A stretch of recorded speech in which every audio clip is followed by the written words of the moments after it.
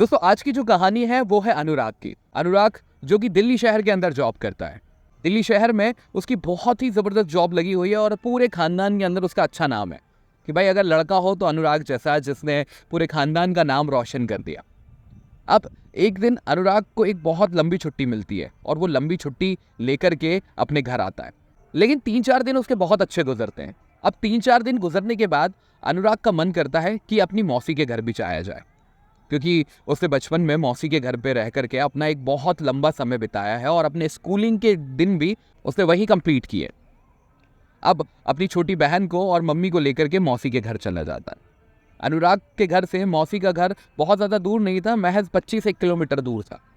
अब मौसी के घर ये पहुंचते हैं, बहुत सारी बातें करते हैं, बहुत अच्छे से ये लोग रहते हैं। ऐसे ही मौसी के घर भी रहते रहते 2 से 3 दिन हो जाते हैं।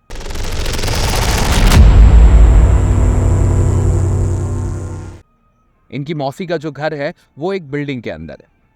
मल्टी देखी होगी आपने, बड़े बड़े शहर के अंदर मल्टियाँ होती है। अब तो छोटे शहरों में भी मल्टियाँ आराम से देखने के लिए मिल जाती है। वैसे ही ये मल्टी के अंदर इसकी मौसी रहती है। मौसी का एक बेटा है जो कि अनुराग से बहुत छोटा है, लेकिन मौसी की जो बेटी है वो अनुराग के बराबर है। इन दोनों के बीच में बहुत अच्छी पटती है, आज से नहीं शुरू से, क्योंकि अनुराग ने अपनी स्कूलिंग स्टडी के टाइम यहाँ बहुत समय बिताया है और अपने स्कूल के बहुत ईयर्स यहीं से कंप्लीट किए। इसलिए मौसी की पूरी फैमिली से उसका बहुत गहरा बॉन्डिंग है। कह सकते हैं कि अनुराग का दूसरा घर ही है वो। जितना प्यार वो अपनी फैमिली से करता है उतना ही प्यार अपनी मौसी की फैमिली से करता है। अब यहाँ भी 3-4 दिन रहने के बाद अनुराग को अब बेचैनी सी होने लग गई। उसका मन कर रहा है कि बाहर निकले, और घर वाले भी बोल रहे हैं कि इस बार भाई तू बड़ी लंबी छुट्टी लेकर के आया है, इतनी लंबी छुट्टी तुझे मिल गई इस बार। तो अनुराग ने बोला कि बहुत लंबे समय से मैं बाहर था, 3-4 साल हो गए मुझे बाहर नौकरी करते करते। घर की याद तो आती है ना, और जब घर की याद आती है तो घर लौटना तो तय है। अब जब आया हूँ तो लगभग 2-3 महीने यहीं रुकूंगा। एक लंबे अंतराल से आया हूँ मैं, खूब मज़े करेंगे, खूब मस्ती करेंगे। अनुराग कहता है कि कुछ नई नई जगहों पे चलते हैं, वहाँ घूमेंगे फिरेंगे, अच्छे से रहेंगे। ये दिन मैंने बहुत मिस करे हैं। आप लोग तो बहुत सारे फंक्शंस में मिल जाते हैं, पर मेरी जॉब की वजह से मैं कहीं भी नहीं आ जा सकता था। अब ये बात करते करते वो लोग चाय पी रहे थे, क्योंकि चाय जब हम पीते हैं ना तो बहुत सारी बातें निकल आती हैं। चाय का नशा ही कुछ और है, अगर आप चाय पीते होंगे तो आपको पता होगा।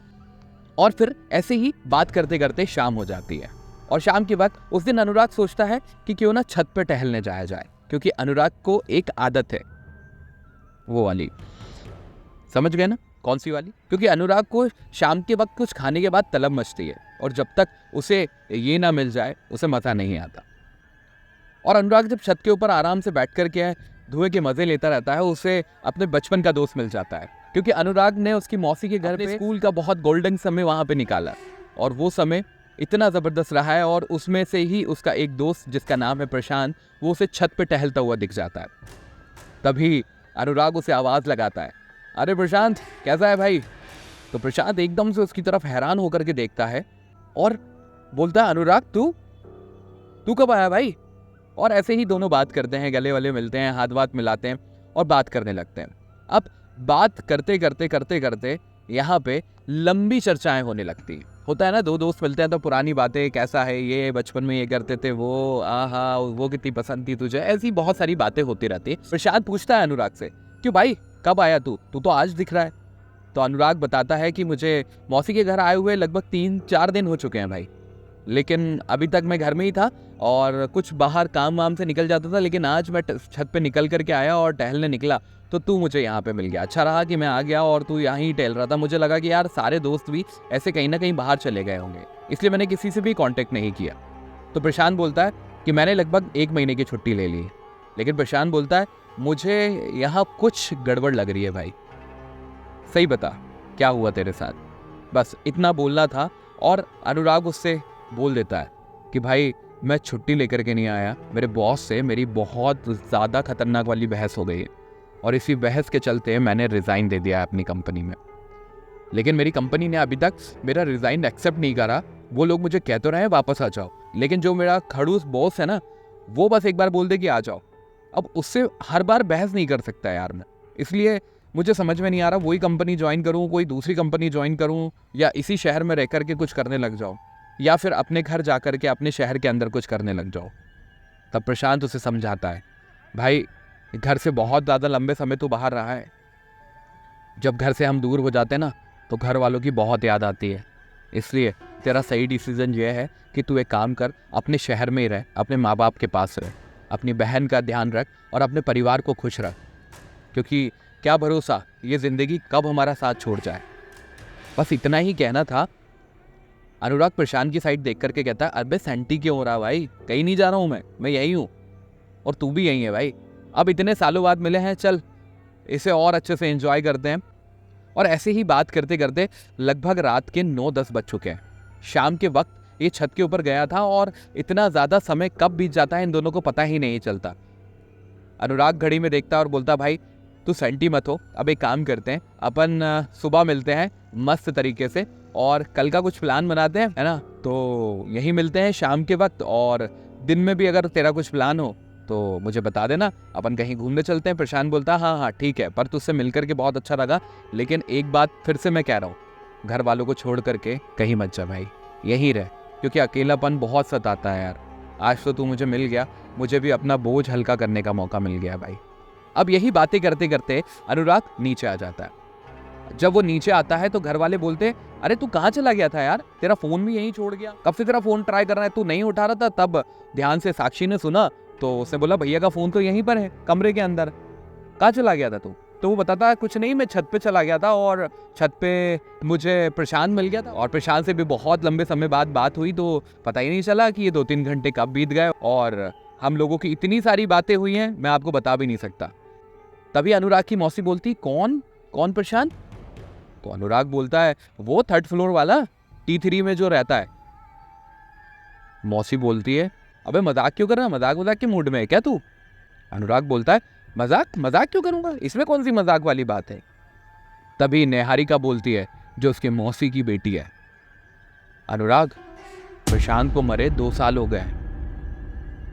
इस बार अनुराग बोलता है, तुम लोग मजाक कर रहे हो क्या मेरे साथ। अभी मैं उससे मिला, गले मिला, हम दोनों ने बहुत अच्छे से बात करी है, ये फालतू के है ना, मजाक मत करो मेरे साथ, मुझे डराने की कोशिश मत करो। उसकी बहन बोलती है, भाई मैं मौसी की कसम खा के कह रही हूं, उसको मरे 2 साल हो गए।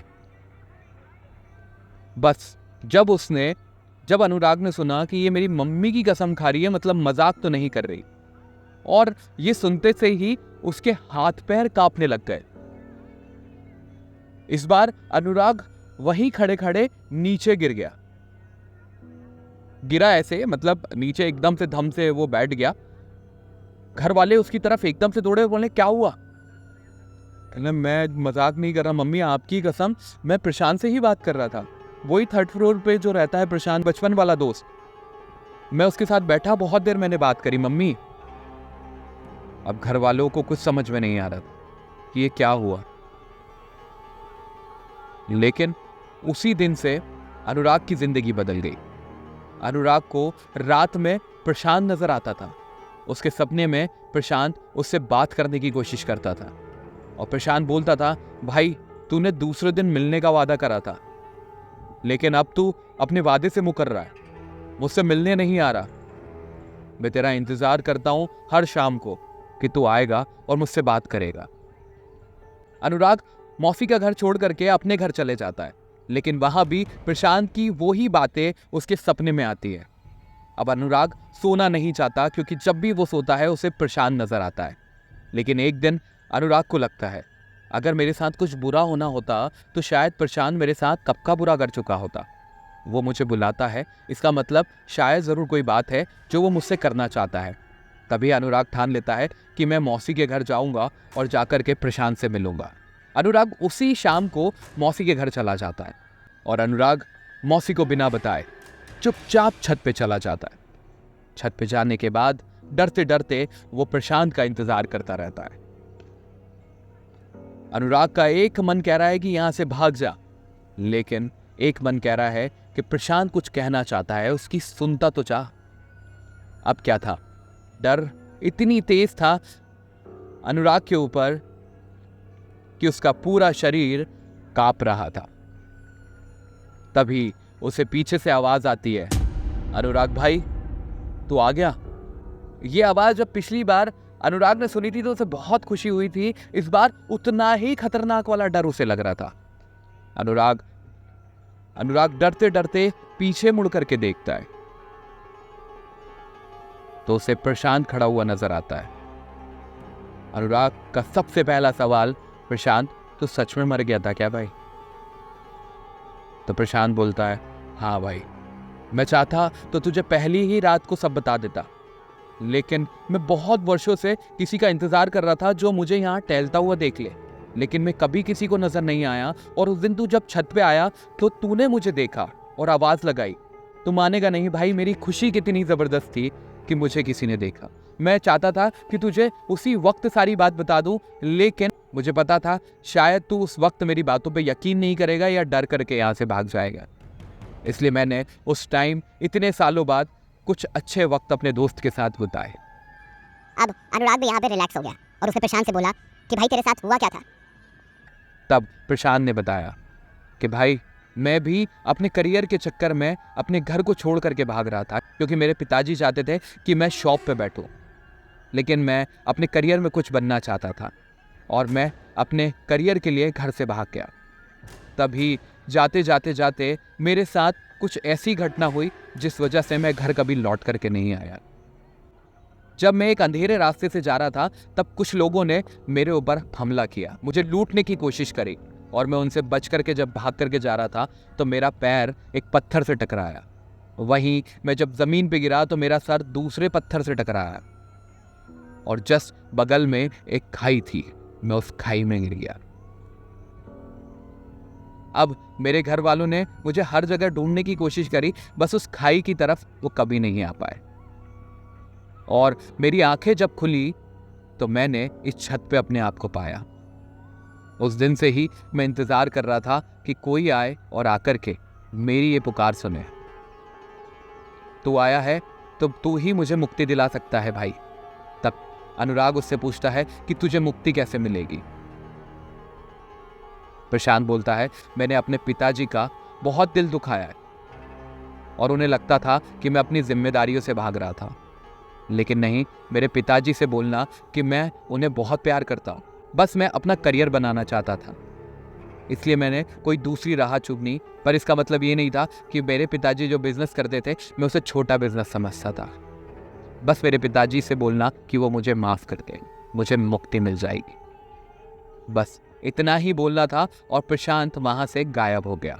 अब अनुराग गया सीधे प्रशांत के घर पे और उसने जाकर के उसके पिताजी से एग्जैक्ट वो सारी बातें कही जो बातें प्रशांत के साथ उसकी 2 बार की मुलाकात में हुई थी। इसके बाद जब भी अब अनुराग छत पे जाता है उसे प्रशांत नजर नहीं आता, क्योंकि शायद प्रशांत को अब मुक्ति मिल गई है। ऐसे ही दोस्तों, आपको भी कहीं ना कहीं ऐसी खबरें मिलती रहती होंगी, ऐसी हॉरर स्टोरीज मिलती रहती होंगी, आप मुझ तक पहुंचाइए, मैं अपने चैनल के माध्यम से वो सभी लोगों तक पहुंचाऊंगा। वो हॉरर स्टोरी जो आपको हर रोज एक नई कहानी देती है। आप अगर इन कहानियों को पसंद करते हैं तो अपने फ्रेंड्स के साथ भी शेयर करें, वीडियो को लाइक करें, ताकि हमें भी मोटिवेशन मिल सके अपनी अगली कहानी ढूंढने में। आज की जो कहानी थी वो मुझे अमन कुमार शिंदे ने भेजी थी भोपाल शहर से। और इसी के साथ मैं आप सभी से इजाजत लेता हूं। जय हिंद, जय भारत।